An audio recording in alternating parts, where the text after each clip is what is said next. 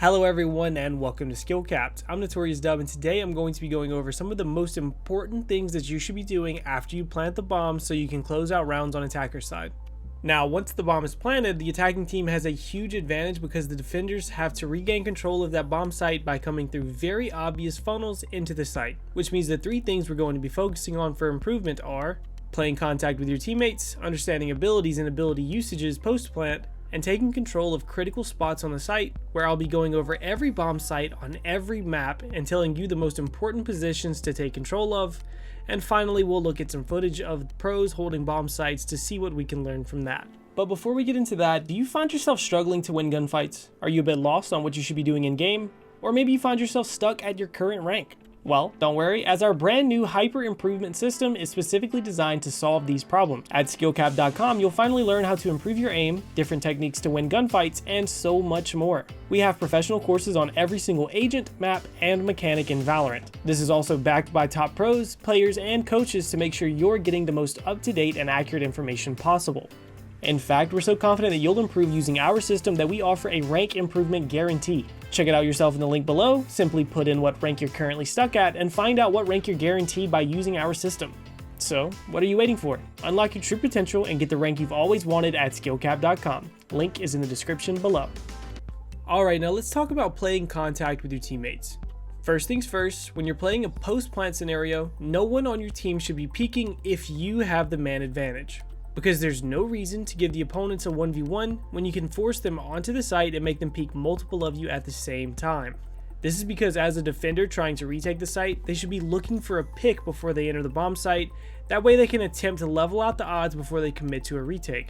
But as the attacking team, if you're at a man disadvantage, that's when you should be grouping up together and looking to isolate an enemy as they try to come onto site by peeking and double swinging different areas that the enemies could enter from.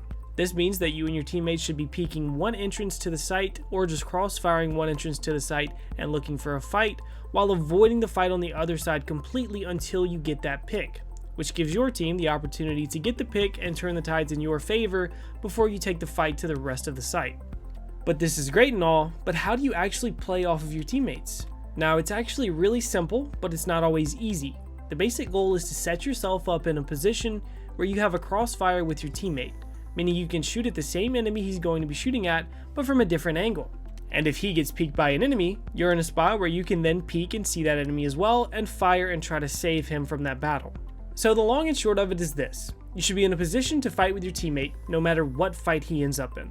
And there are probably infinite ways to make this work, but the two easiest ways to do this and set this up are to play opposite sides of the site as your teammate. Like if they're playing A main on Ascent, then you can play under Heaven. Or if they're playing U-Haul on Bind, then you can play on Bench. And both of these angles together give crossfires and the opportunity to fight together almost no matter what happens, unless the other person just decides to be aggro, peek, and die before you can actually swing and help them out. And the other way to make this work is to play right beside your teammate. Now, it's not optimal because you're both playing the same angle, but it does make it much easier to play off of each other because you are so close. And it is still a very good strategy that we see pros do in post-plant situations all the time, because when in doubt, just play together. Alright, now let's talk about ability usage. If you're playing Viper or Brimstone, you should know a couple of lineups on each map so you can play to stop the defuse by throwing your molly on top of the bomb if the round starts to get a little weird. And I'm also going to talk about critical points to hold from later, so whenever you can get control of one of these critical points that the enemy can come through, you want to keep it smoked as much as possible throughout the time that you're trying to hold the site. This is something like Heaven on A-Side Haven, or CT on C-Side Haven. You want to keep these areas smoked as long as possible while you're holding the site, because they give the enemy too many opportunities to snag a pick before they actually commit to that retake. But aside from that, you should be looking at what your team has available in terms of ability usage so you can tailor it to this round specifically. And you can actually press left alt on your keyboard to see what abilities your teammates actually have up. So if you or your Phoenix still has a flash available, you should be using them or telling them to use them whenever the enemy does something specific, like whenever the enemy drops off of balcony on B-site split. As soon as you hear that sound cue, you should Phoenix, Breach, or Omen flash and swing with as many people as you have there to pick up those kills and make this retake much more difficult for the defenders. And when it comes to abilities, communication is going to be your best friend, because I see so many easy rounds get lost just because the teammates aren't on the same page. This is something like if you're playing Brimstone or Viper with lineups and you're playing off of those lineups, or you're playing Killjoy with your utility in place. Just tell your Phoenix or Brimstone or whoever who's playing Sight to molly the bomb before they die. Or vice versa with any agent with area denial, because Viper has 16 seconds of plant denial. So even if it gets turned into a 1 against 5, that little extra time from the Phoenix molly can turn it into a guaranteed win for the Viper if she gets her abilities off, because she can lock down the defuse for so long. So all in all, communicate with your teammates, or at least tell them what you are going to be doing so they know what to expect or what not to expect, so they can swing or play off of you, or not play off of you if you're just going to play for your lineups. Alright, now that that's out of the way, where should you actually be playing, and what are the critical points of each map? Well, when I say critical points of a bomb site, it's generally going to be areas that are extremely powerful to hold the bomb site from, because it gives you great angles, crossfire potential, access to the bomb, or just takes a very strong position away from defenders that are trying to retake. Think of somewhere like U-Haul on Bind. So U-Haul on Bind is a nightmare for the attacking team trying to hold the bomb site, because it gives the defenders trying to retake access to a crossfire on short, as well as a ton of protection to isolate angles from, like bench, cubby, and short.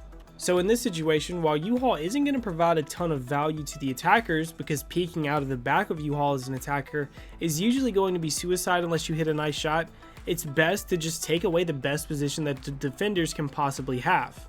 Because without U-Haul peeks as a possibility, the defenders have to peek all of the angles that the attackers can hold from the most predictable spot possible, directly on site. So now that we know what they are, let's go ahead and talk about the critical spots of each map, starting with Split. So for A side on Split, you have screens and you have ramp. Both of these are insane spots to keep control of when holding down A site, but screens is going to be way more important because it directly cuts off the rotation from CT spawn, stops the enemy from getting to elbow for the peek onto your teammates, and gives you a great crossfire on anyone dropping out of heaven or approaching the site from that long walkway from ramps to site. And ramps is also going to be a great spot, but it's less effective than screens because it only really gives a crossfire on anyone dropping out of heaven. It gives you a 1v1 on the screens person, but the angles aren't great, and it's a very long walk before you actually get to peek site and help if someone manages to get to elbow and peek through onto the site.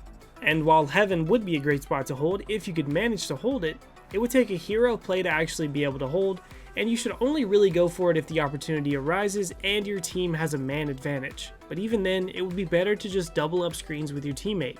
Now on B-side Split, there really aren't great spots to hold from, but having someone sneak into CT to hold is going to do wonders for spreading the team out, stopping one of the entrances to site, and giving a crossfire for anyone dropping off of balcony whenever you want to swing off of that. And then having someone take control of Hell, right below Heaven, while it's a little more risky, it's going to do roughly the same thing, giving the crossfire on CT and stopping the drop out of Heaven. And the biggest thing you want to do on B site is, if you have more than 3 people still alive, is to spread out and create crossfires, because getting trapped in the back of site or B main makes it a bit too easy to push you out and utility dump you for free kills as the other team. Now let's move on to Haven, starting with A site. You almost always want someone posted in Hell and one person in the cubby on the far left of the site near the CT entrance.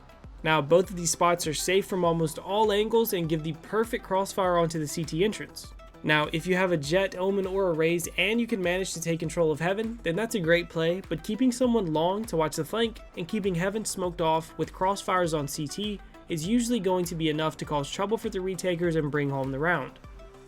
And then we have B site. It's one of the most difficult sites to hold in the game, and here you have 3 options. Now the safest and the most common is your team planting on the front of the site and getting out of there quickly to play mid and window to protect the plant.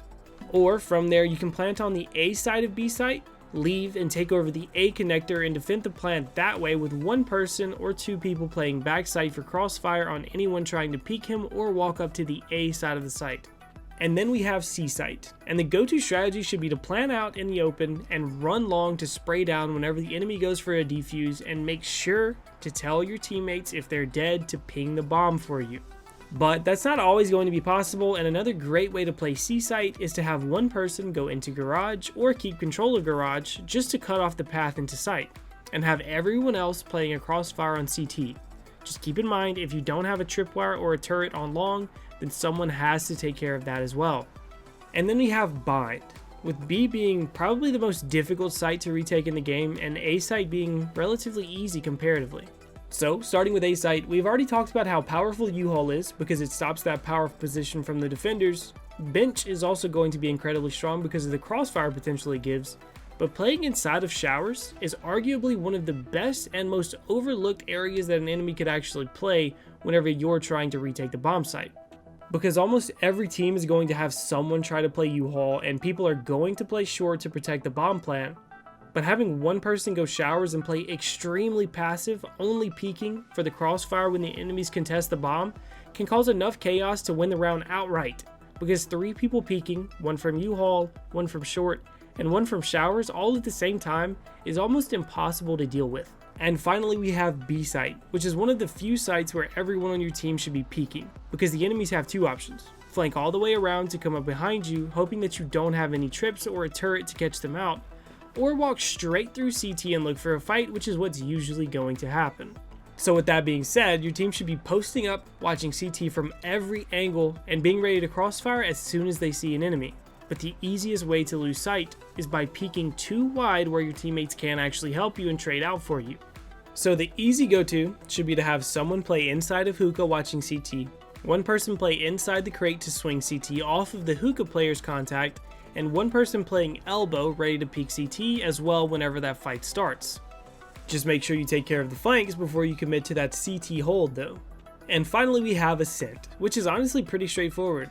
On A site, the best spots to hold from are going to be underneath heaven with someone A main for the crossfire, and for everyone else aside from those 2 who are alive, you want to start spreading out a bit. Playing around generator is a great spot to hold from, maybe you could play double boxes, but if someone can manage to take control of tree room or cat, then the hold gets so much easier because you block off that entire entry path.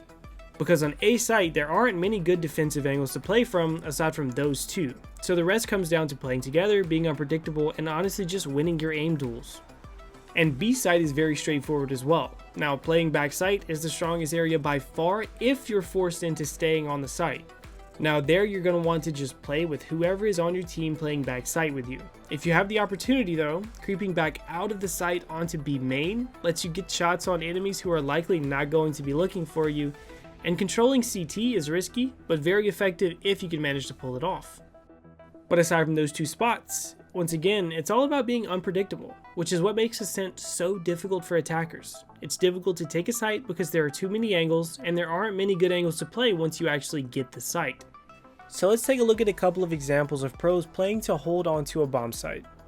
Alright, so for this first clip, let's take a look at the minimap. We have a standard setup where they're playing 2 people backside, Steel is on breach playing ramps, and Jet is attempting to control screens, even though she got there late. Now Jet is going to take the first contact on enemies walking into the smoke, and Hiko is trying his best to support him. But Jet dying here makes this round so much more difficult than before because Hiko has to now deal with the pressure from elbow. So now Hiko's only job is to slow down that push and draw enough attention for his breach to work his crossfire from ramps. And that's exactly what happens. Hiko and his Cypher backside dance around enough to stop the enemies from getting the kills early, and Breach manages to clean up the entire rest of the round just because he was set up in the perfect crossfire on the enemies trying to rush the site. So while they're focused on Hiko and Cypher backside, Steel manages to pick off everyone and pinches in to finish the job. And for the final clip, we have Hiko playing post plant on Haven with 7 HP. And here we're going to see the importance of ability usage. So with Cypher being so low, he decides to take a safe angle instead of holding the cubby by CT. And Omen actually gets pushed out and goes to play safe as well. And we see here why these crossfires are so important, because the Jet coming out of CT has to make the choice whether she's checking cubby or checking hell. And even though no one was actually playing cubby, Hiko is still playing off the fact that Jet has to check that angle. And with that, Hiko gets the kill, and then his Cypher and his Omen start to play aggressive because they're playing off of Hiko's contact. And from there, it's all about Hiko separating himself from the enemies and buying time for his teammates to do their work. As the person playing first contact, your goal is to get the first shots onto the enemy, hopefully get a kill, but most importantly, you do not want to die, so you're still a threat to the enemies. So the entire point of playing post plant is to force the enemies to make a choice. They can either focus on you, or they can focus on one of your teammates. And when you make the enemies make that choice, they make mistakes. And rounds like this, with 2 people at almost 0 HP, becomes so much easier just by playing the proper angles. But in all honesty, retakes are just going to take some time to figure out. But understanding these basic concepts in important areas will speed up that improvement by a ton. And remember, if you want to improve, win more gunfights, and get the rank you've always wanted, then check out SkillCapped.com. The link is in the description below. And as always, let me know in the comments what you're having trouble with in game, and hopefully we can make a video to help fix that. As always, we here at SkillCapped want to thank you for watching, and make sure you hit that subscribe button and turn those notification bells on, because we have a ton more comprehensive premium guides coming your way. And as always, I'm Notorious Dub, signing off.